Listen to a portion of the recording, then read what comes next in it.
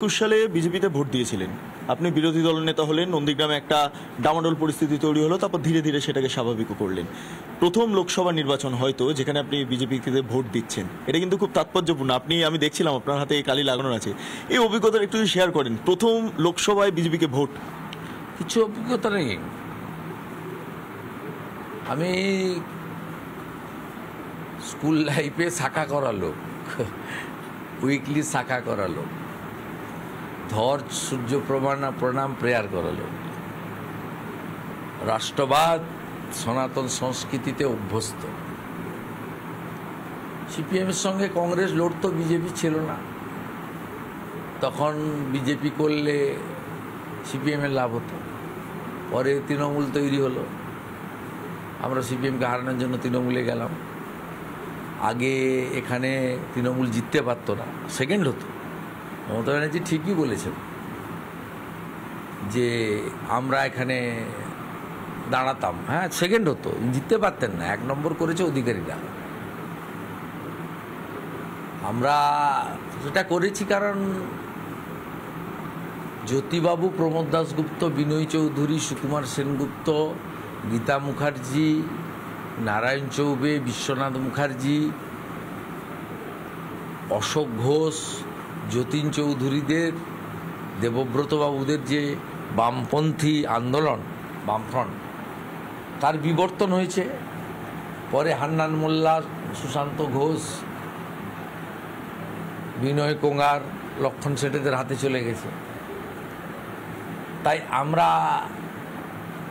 ঠিক করলাম যে তৃণমূলকে দিয়েই সিপিএমকে সরাতে হবে। আমরা যাওয়ার পরে তৃণমূল এখানে প্রথম হতো। কিন্তু বিজেপির যে আদর্শবাদ, ডক্টর শ্যামাপ্রসাদ মুখার্জির যে চিন্তাভাবনা, ব্যক্তিগতভাবে সেটা আমরা অনেক দিন ধরেই সেটা স্বীকার করে নিয়েছি। নেশন ফার্স্ট, দল পরে, ব্যক্তি আরও পরে, এই নীতিতে ছিলাম। কিন্তু রাজনৈতিক যে সমীকরণ এবং পরিবেশ, তাতে অপেক্ষা ছিলাম ডক্টর শ্যামাপ্রসাদ মুখার্জির দল কবে এই রাজ্যের একটা শক্তিশালী শক্তি হিসেবে আত্মপ্রকাশ করবে। বিজেপি কর্মী সমর্থকরা অনেক মেহনত করে ধীরে ধীরে 17-18 সাল থেকে তারা মেহনত করে অনেকটা এগিয়ে নিয়ে গেছেন। তাই আমি এবং আমরা সিদ্ধান্ত নিলাম দিস ইজ ফার্স্ট টাইম, মানে হাই টাইম, এই সময় নেশান ফার্স্ট মন্ত্রে যে পার্টি দীক্ষিত, যার কাছে ভারত মাতাই হচ্ছে মূল আত্মা, সেই ভারতীয় জনতা পার্টিতে এই সময় গিয়ে তাকে আরও শক্তিশালী করি। ভারতীয় জনতা পার্টি এত দূর আনার পিছনে আমার কোনো রোল নেই। বিজেপির ডেডিকেটেড কার্যকর্তা বা তদানীন্তন যারা নেতৃত্ব দিয়েছেন তাদের রোল, তথাগত রায়দের রোল, রাহুল সিনহাদের রোল, দিলীপ ঘোষদের। আমি বা আমার যেটুকু ক্ষুদ্র শক্তি, সামর্থ্য, সময়, শ্রম, আমি মনে করেছি যে আমি এইটা দিয়ে যুক্ত করলে শক্তিশালী থেকে আরও শক্তিশালী করা যায়, এবং এটাই হচ্ছে সঠিক সময়। তাই ভারতীয় জনতা পার্টিকে যুক্ত হয়েছি 2020 সালে, এবং দল আমাকে পরীক্ষায় বসিয়েছে মমতা ব্যানার্জির বিরুদ্ধে লড়তে। সে পরীক্ষায় আমি পাস করেছি বলে আমাকে পুরস্কার দিয়েছেন মোদিজি, অমিত শাহজি, নাড্ডাজিরা। বিরোধী দলনেতার দায়িত্ব দিয়েছেন। গোটা রাজ্য নেতৃত্ব, দিল্লির নেতৃত্ব আমাকে শুভেচ্ছা সহযোগিতা দেন। তাই স্বাভাবিকভাবে এইরকম একটা ভ্রষ্টাচারী, ব্যভিচারী, তোষণবাজ এবং কমপ্লিটলি প্রাইভেট লিমিটেড কোম্পানিতে পরিণত করা তৃণমূল কংগ্রেস পার্টি তথা ব্যানার্জি কোম্পানিকে উৎখাত বাংলাতে করার প্রয়োজন। করতে গেলে ডিপেন্ডেবল, ফরমেটেবল অল্টারনেট ভারতীয় জনতা পার্টি।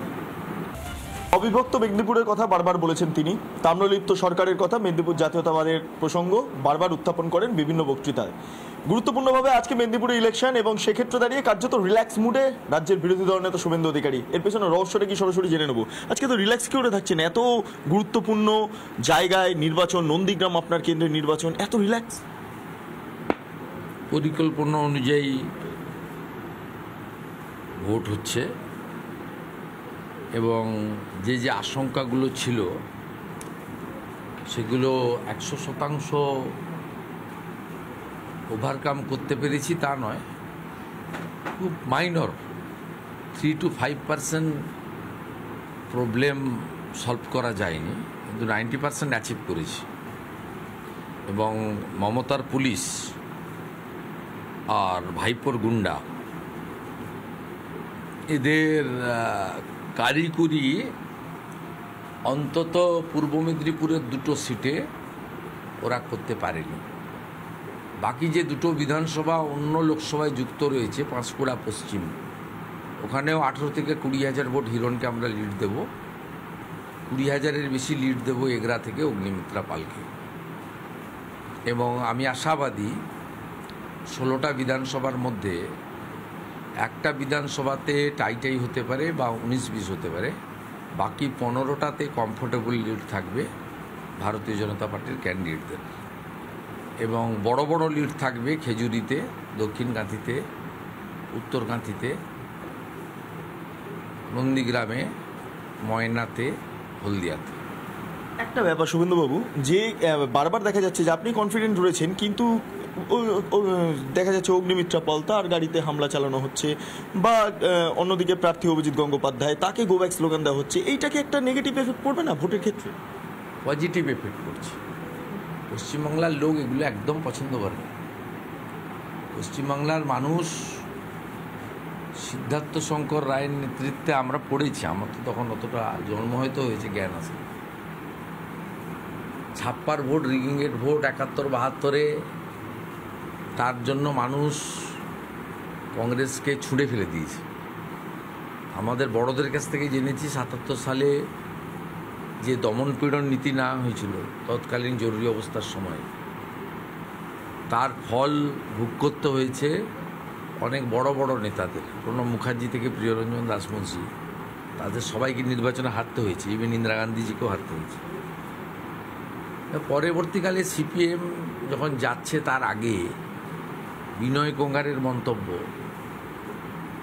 অনিল বসুর মন্তব্য, এগুলো লক্ষণ শেঠেদের মন্তব্য, এগুলো রিভার্স হয়েছে। এই মানুষ নেয় না, এখানকার মানুষ সংস্কৃতি প্রবণ, এখানকার মানুষের শিক্ষা আছে, দীক্ষা আছে। আপনি পরিকল্পিতভাবে ওই প্রথম দফা থেকে নিশীথ প্রামাণিক থেকে শুরু করে, এ তো পরিকল্পিত, আপনি ছবিগুলো স্টাডি করে দেখবেন, একদম নির্দিষ্ট সম্প্রদায়ের কিছু লোককে, ওই সম্প্রদায় আমি খারাপ বলছি না, ওই সম্প্রদায়ের মধ্যে যারা বেআইনি করে কিছু রোজগার করে বড় লোক হয়েছেন, এরা ধর্মটর্ম করে বলেও আমার মনে হয় না, এরা তৃণমূলের জামাটা গায়ে দিয়ে এটা করছে। আর এই কাজে এদের মূল পরামর্শদাতা হচ্ছে আইপ্যাক, আর মদতদাতা হচ্ছে মমতার পুলিশ।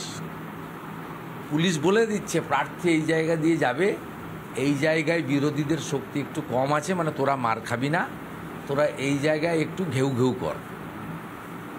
ওরা একটু ঘেউ ঘেউ করছে, গিয়ে ভাজা কুকুর যেমন রাস্তায় ঘেউ ঘেউ করে, নেড়ি কুকুরের মতো, মমতার নেড়ি কুকুরেরা। 2021